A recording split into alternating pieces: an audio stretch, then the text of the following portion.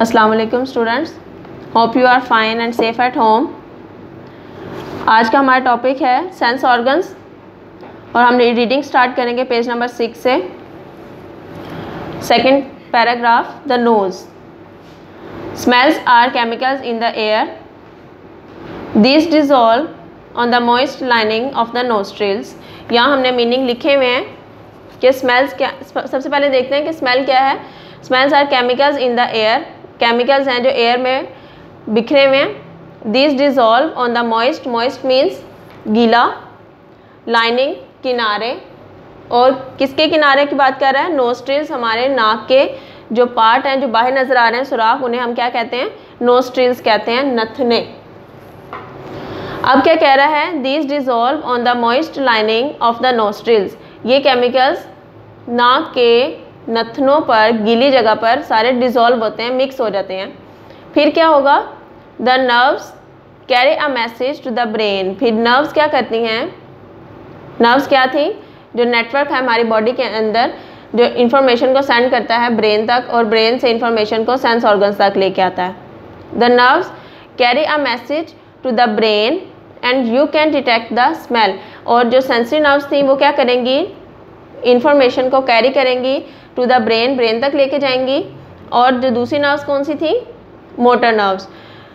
और वो क्या करेंगी? You can detect the smell, और वो इंफॉर्मेशन लेके आएंगी हमारे ब्रेन तक, और वो हमें बताएगा कि हम लोग क्या चीज़ को स्मेल कर रहे हैं। आया वो कोई फ्लावर है या परफ्यूम है, ये क्या चीज़ है? You can also use your nose to breathe. आप अपनी नाक को यूज़ करते हैं, ब्रीथ मीन्स सांस लेने के लिए भी यूज़ करते हैं। The ear, the outer ear direct sound to a thin membrane, the ear drum. अब आउटर ईयर जो सबसे बाहर का पार्ट है हमारे कान का, उसे क्या कहते हैं? Outer ear. वो क्या करता है? डायरेक्ट मीन्स भेजता है, हिदायत देता है इंफॉर्मेशन को, direct sound to the thin membrane. और वो थिन मेम्ब्रेन का नाम क्या है? The ear drum. उस ईयर ड्रम थिन मेम्ब्रेन को इंफॉर्मेशन सेंड करता है, वाइब्रेशन सेंड करता है। Sound vibrations pass on to the inner ear. अब ये साउंड वाइब्रेशंस जो हैं, ये जो इर्तियाश है हमारी आवाज़ का, वो पास ऑन होते हैं to the inner ear when the nerves carry the message to the brain. और जहाँ से नर्व्स जो हैं उन इंफॉर्मेशन को सेंड करती हैं किसे? ब्रेन तक। और ब्रेन हमें ये बताता है कि हम लोग किस तरह का साउंड सुन रहे हैं। वो कोई अच्छा साउंड है, हम लोग शोर सुन रहे हैं, गाड़ी का साउंड है या किसी ऑटो का है, तो ये चीज़ हमें कौन डिटेक्ट करवा रहा है? ब्रेन डिटेक्ट करवा रहा है। थर्ड है जी द टंग। हमारी ज़ुबान किस में हेल्प करती है? टेस्ट करने में हेल्प करती है। The taste buds on your tongue are sensitive to chemicals in the food. अब टंग पे क्या प्रेजेंट है? टेस्ट बर्ड्स प्रेजेंट हैं, छोटे छोटे से। वो हमें हेल्प करते हैं किसी भी चीज़ में मौजूद केमिकल्स को डिटेक्ट करने में। Taste buds on your tongue are sensitive, sensitive means हसास, to chemicals in the food, they send signals to the brain. अब ये वाले टेस्ट बर्ड्स जो हैं वो क्या करते हैं? मैसेज को सेंड करते हैं ब्रेन तक। The tongue detect different taste. Tongue different taste को डिटेक्ट करती है। कौन कौन सा? स्वीट, मीठा टेस्ट, सावर, खट्टा, सॉल्टी, नमकीन, बिटर, कड़वा, एंड, और ये एक न्यू वर्ड है हमारे लिए, यूमामी। इसका मीनिंग क्या है? जो भी मीठी टेस्ट होगा, गोश्त के जैसा टेस्ट, उसको डिटेक्ट कौन करवा रही है? टंग। वर्ड दोबारा रिपीट करते हैं, यूमामी लफ्ज़ है और इसके नीचे ब्रैकेट में लिखा हुआ है डिस्क्राइब्ड एज मीठी, गोश्त के जैसा टेस्ट है इसका। Move on to our next page is page number 7, the skin. Skin हमारे लिए क्या हेल्प करती है? किस चीज़ में हेल्प करती है हमें स्किन? फील करने में। आपको कोई बंदा टच करता है, हमें स्किन से फील होता है। द स्किन इनेबल्स, इनेबल्स का मतलब क्या है? हमें काबिल बनाता है। यू टू फील, क्या फील करने में? हीट, गर्मी को, कोल्ड, ठंडी चीज़ को, पेन, दर्द को, प्रेशर, दबाव को, एंड टच, और कोई भी चीज़ हमें जो टच करती है। हीट कैसे है? आप लोग किसी गर्म चीज़ को हाथ लगाते हैं, गर्म कप को हाथ लगाते हैं, वो भी हमें कौन बता रही है? हमारी स्किन बताती है। कोल्ड, सर्दियों में आप किसी लोहे के रॉड को टच करते हैं, वो बहुत ज़्यादा ठंडा है, ये भी हमें कौन बता रहा है? स्किन बताती है। पेन, आपके कहीं चोट लगी है बाजू के ऊपर, वो भी हमें कौन बता रहे हैं? डिटेक्ट कौन करवाता है? स्किन डिटेक्ट करवाती है। प्रेशर एंड टच, टच का मैंने आपको पहले बता दिया, जैसे हम लोग एक दूसरे को टच करते हैं वो भी हमें स्किन से पता चलता है। ये आप डायग्राम देखें ज़रा नीचे, 3 पार्ट्स हैं स्किन के। सबसे ऊपर वाला पार्ट कौन सा है? ये एपिडर्मस, जो हमारी सबसे बाहर वाली लेयर है जो हमें नज़र आती है, उसका नाम क्या है? एपिडर्मस। और सेकेंड वाली है डर्मस, लेयर बिलो एपिडर्मस, जो नीचे डर्मस के लेयर प्रेजेंट है उसे क्या कहते हैं? डर्मस बोलते हैं। And the third one is fat layer, ये ज़्यादा मोटी लेयर है, फैट लेयर। और यहाँ आप एक और चीज़ देख रहे हैं, ये एक हेयर है, कुछ पार्ट्स एपिडर्मस से बाहर नज़र आ रहे हैं, हमारी बाजू पे बाल होते हैं और उनकी रूट्स जो हैं वो फैट लेयर के अंदर प्रेजेंट होती हैं, ठीक है। The skin has thousands of receptor cells, skin में बेशुमार रिसेप्टर सेल्स प्रेजेंट होते हैं, जो कि रिसेप्टर सेल्स क्या हैं?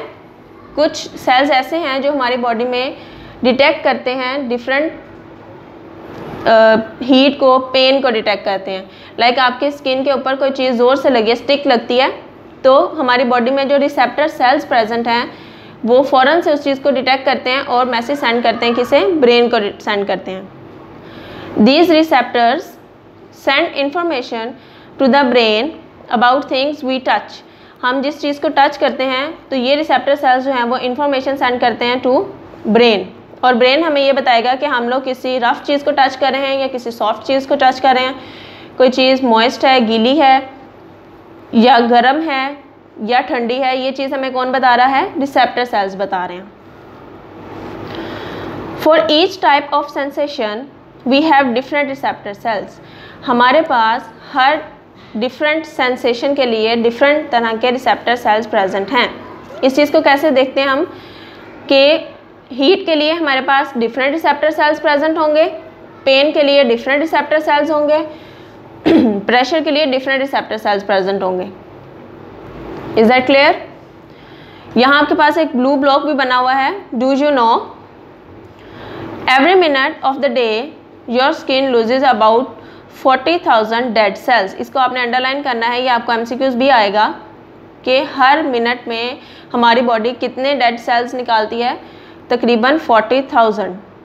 These just fall off and are replaced by new cells, ये रिप्लेस हो जाते हैं किससे? न्यू सेल्स इनको रिप्लेस कर देते हैं। हमारी स्किन जहाँ 40,000 सेल्स को फॉल ऑफ कर रही है, गिरा रही है, उतने ही 40,000 सेल्स वो न्यू भी बना रही है, और वो न्यू सेल्स जो हैं वो रिप्लेस कर देते हैं ओल्ड वंस को।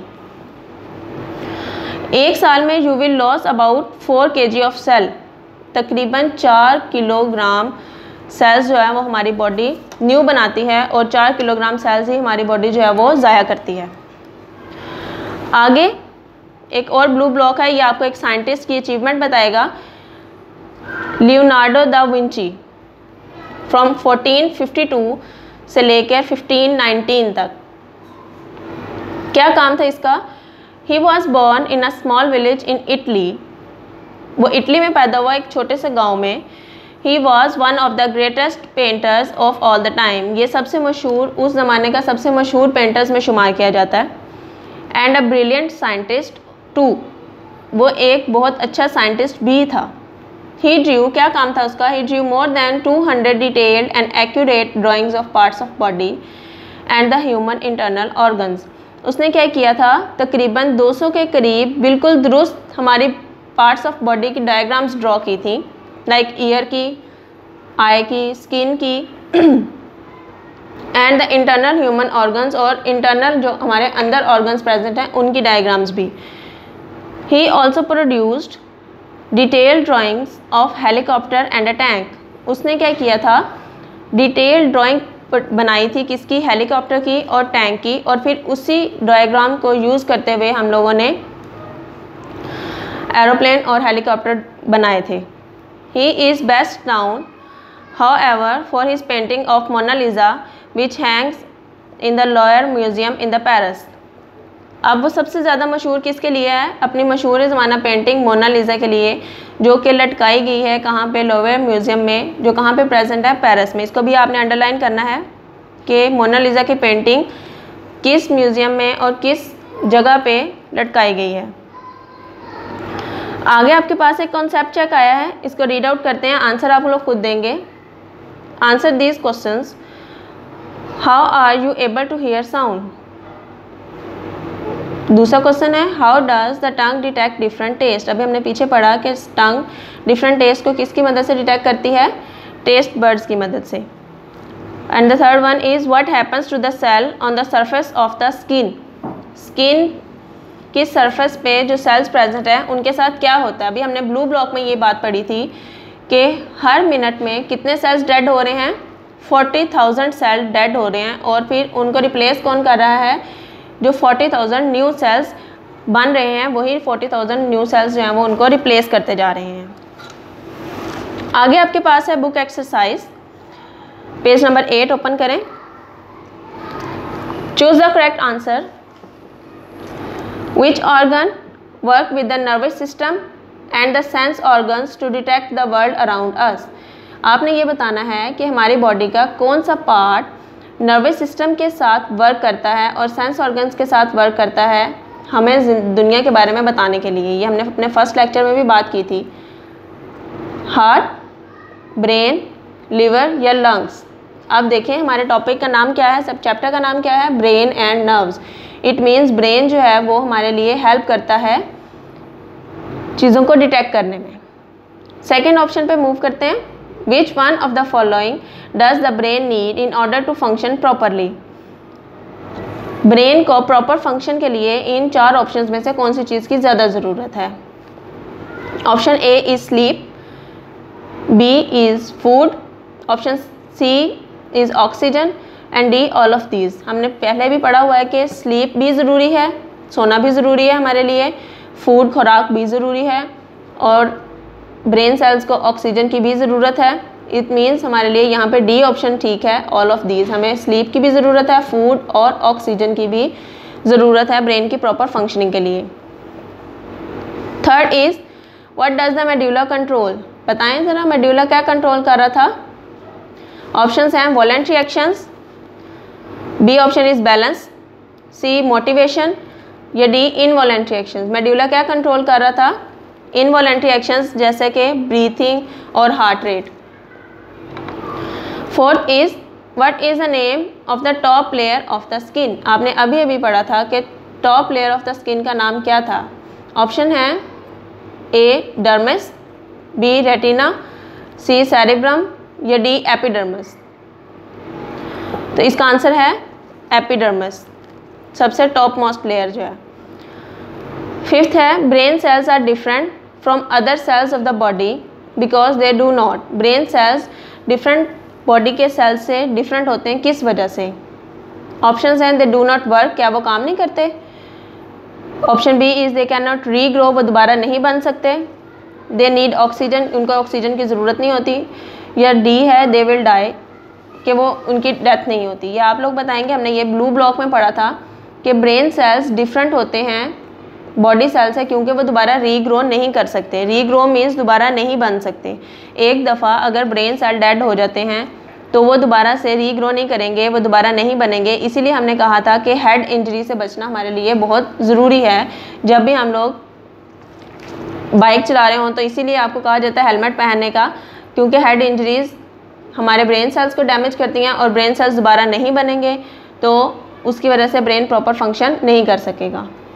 सेकेंड क्वेश्चन है match the definition in column A with the correct term in column B. जो कॉलम ए के अंदर डेफिनेशन है उसको कॉलम बी के साथ मैच करना है हमने। सबसे पहले है nerves which causes movement in muscles.